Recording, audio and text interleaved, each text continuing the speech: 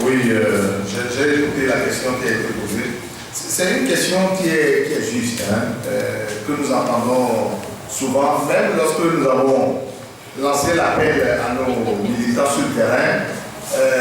Beaucoup d'entre eux, à l'armée, nous ont dit vous voulez qu'on forme des comités de vigilance et autres, mais vous n'êtes ni dans la CENI, ni dans les CENI, ni dans les comités de liste 4, qu'est-ce que vous voulez qu'on fasse, etc. Mais quand on leur a expliqué la logique dans laquelle nous sommes, quand ils ont compris. Ils ont compris pourquoi. Nous ne sommes pas dans la CENI aujourd'hui parce que nous avons décidé comme ça de ne pas être dans la CENI.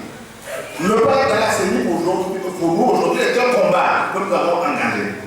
Nous avons voulu des élections propres et pour que ces élections soient propres, nous avons dit que la CENI doit être réellement une CENI arbitre.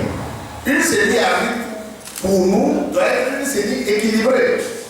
Alors ce combat-là, on a engagé depuis, un dialogue doit pouvoir sanctionner la chose pour que nous soyons réellement, l'opposition soit réellement représentée de manière convenable dans la CENI, mais on n'a pas obtenu même chose. Et c'est la même chose qui s'est poursuivie au niveau des CENI. La composition des CENI est telle qu'aujourd'hui, bon, le pouvoir a pris le nombre qu'il lui faut dans la CENI, on a laissé 2 places pour toute l'opposition. L'UFC, à lui toute seule, a pris une place sur les 2 qu'on a laissé à l'opposition. Et nous allons, tous les partis politiques restants de l'opposition vont se débrouiller pour se partager la place restante. C'est ce combat-là, nous avons dit que ce n'est pas juste. Et c'est dans cette logique-là de contestation que nous avons décidé de ne pas être dans les comités de liste des cartes. C'est une question de logique. Parce qu'à un moment donné, au moment où nous devions être dans ces comités de liste des cartes, si on avait équilibré les choses et que nous étions au niveau de la CENI et que par conséquent nous sommes présents dans les CENI, on saura au moins le nombre de places qu'on nous attribue dans les comités de liste des cartes. Parce qu'au jour d'aujourd'hui, c'est les partis politiques dont les noms sont cités comme devant envoyer des noms dans des comités de liste des cartes, c'est le cas et la CDPA. Mais par solidarité avec les autres et par cohérence avec la procédure que nous avons suivie, nous avons dit ça ne sert pour le moment à rien de contester notre présence, de refuser d'être dans la CENI puisque nous n'avons pas jusqu'à présent envoyé des noms dans la CENI. Et de ne pas être dans les CENI, mais envoyer des noms dans les comités de liste des cartes. Vous avez totalement raison. Si on était présent, si on avait des représentants dans les comités de liste des cartes, les anomalies dont nous parlons là, ceux qui nous représentent peuvent encore être plus outillés et plus à même de nous signaler des cas de fraude avérés ou de refuser un certain nombre d'inscriptions de mineurs et autres. Mais c'est à désespoir de cause que nous avons dit, mais même n'étant pas dans les comités de liste des cartes, nous allons organiser nous-mêmes la vigilance par ces comités que nous avons envoyés tout au long de cette opération-là dans les comités de liste des cartes. Il n'était pas physiquement présent dans ces comités-là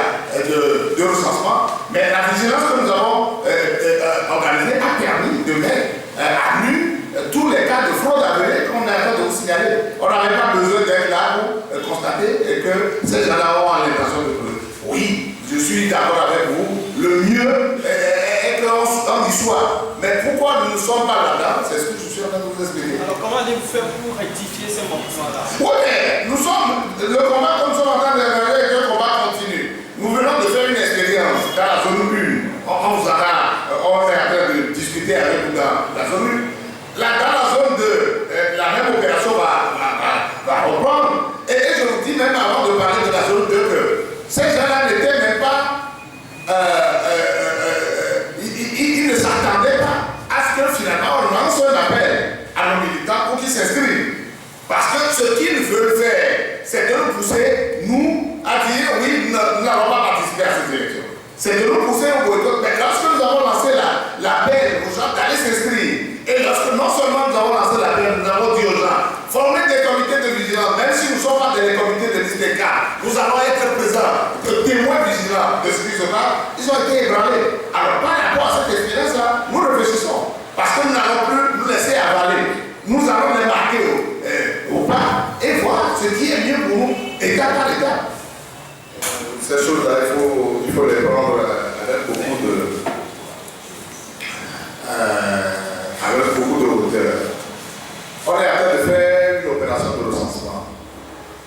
Et nous, en tant qu'acteurs politiques, nous estimons que la manière dont cette opération doit être conduite pour qu'on ait un fichier électoral fiable, le travail n'a pas été fait de cette manière-là.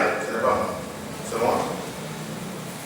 Alors, nous ne pouvons pas, au moment où nous constatons des anomalies dans le déroulement des opérations de recensement, nous, en tant qu'acteurs politiques, partis politiques, croiser les bras et dire oui, bon, il y a anomalie, mais bon, ok, on ne bouge pas, on ne dit rien. Nous avons la responsabilité de dénoncer ce qu'on doit dénoncer. Nous avons la responsabilité de proposer à ceux qui ont initié cette opération-là et aller dans la direction qu'il faut, puisque nous sommes en train d'indiquer la direction qu'il faut. C'est à eux de prendre leurs responsabilités. Et même si on refuse, ils s'engagent devant l'histoire. Parce que ce que nous disons aujourd'hui, nous disons que pour qu'on organise des élections correctes, il faut un fichier électoral fiable. Or, la manière dont les choses ont démarré dans la zone une, si ces gens-là veulent réellement organiser des élections transparentes, ce que nous disons, ils doivent normalement s'arrêter pour dire oui, ok, vous avez relevé des anomalies que nous reconnaissons, puisque eux-mêmes, nous avons des gens dans la CENI qui nous ont confirmé qu'ils reconnaissent eux-mêmes aujourd'hui qu'il y a problème. Je prends par exemple le cas de la BINA. La population estimée dans la BINA, nous le savons à partir des derniers recensements, ben, lorsqu'on a fait le recensement électoral, le taux qu'on a obtenu dans la BINA aujourd'hui de 108% par rapport à la population estimée. Comment on a une population qui est connue, on fait un recensement, officiellement la CENI sort un résultat qui est de 108%. Donc ça dit que ceux qui vont voter sont plus nombreux que la population normale.